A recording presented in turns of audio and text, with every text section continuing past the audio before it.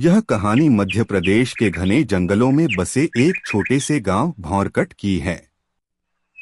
यह गांव एक पुरानी रहस्यमय परंपरा के लिए जाना जाता है।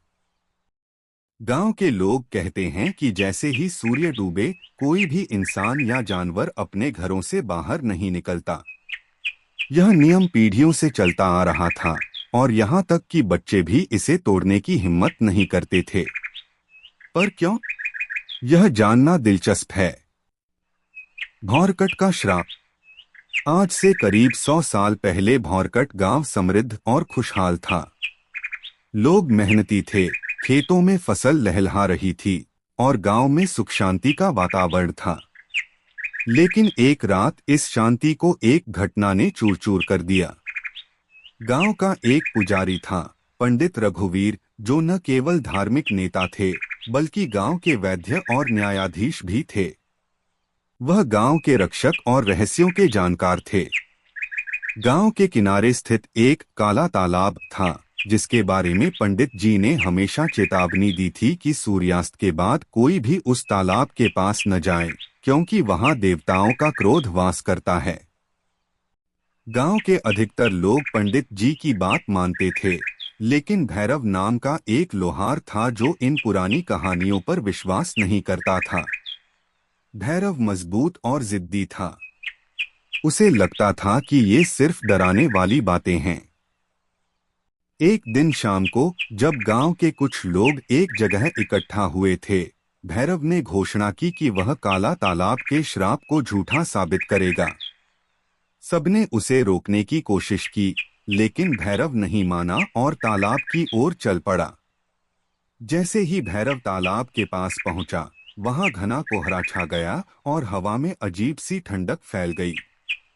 तालाब का पानी काला और गहरा दिख रहा था, मानो उसमें कोई अंत न हो।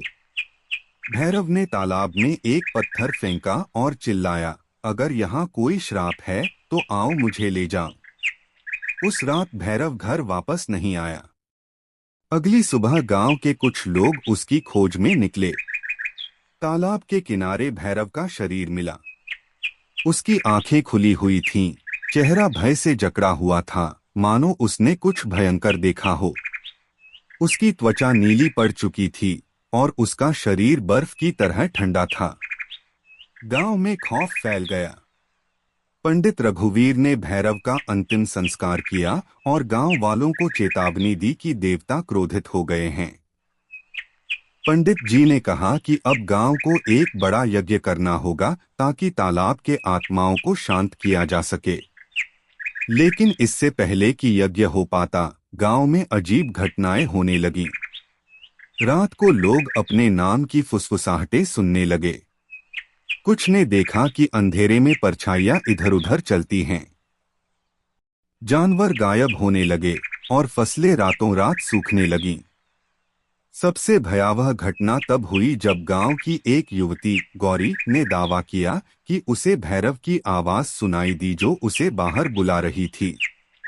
जब उसने दरवाजा खोला तो बाहर कोई नहीं था, लेकिन उसके घर में सड़े हुए मछली की गंध भर गई जो काले तालाब के पास से आती थी। डरे हुए गांव वाले फिर से पंडित रघुवीर के पास गए। कई दिनों की साधना के बाद पंडित जी ने बताया कि तालाब में एक प्राचीन आत्मा का वास है जो जंगल की रक्षक है और भैरव के अपमान से क्रोधित हो गई है। आत्मा को शांत करने के लिए गांव को अपनी सबसे कीमती चीज की बलि देनी होगी। गांव वाले इकट्ठा हुए और सोचने लगे कि क्या बलिदान दिया जाए। अंततः उन्होंने फैसला किया कि गांव का पवित्र घंटा, जो उन्हें सदियों पहले एक साधु ने दिया था, वह बलिदान किया जाएगा।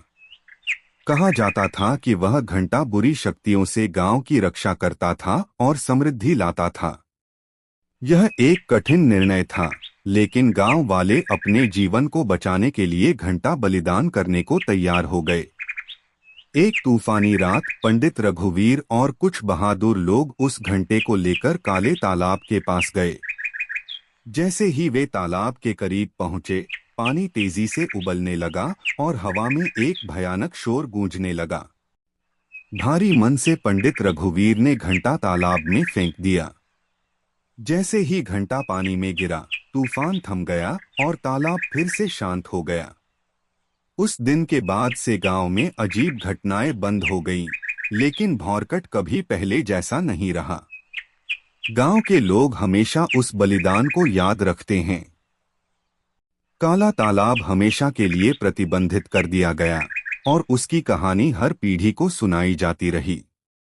आज भौरकट में बहुत कम लोग रहते हैं। जो रहते हैं वे अभी भी पुराने नियमों का पालन करते हैं।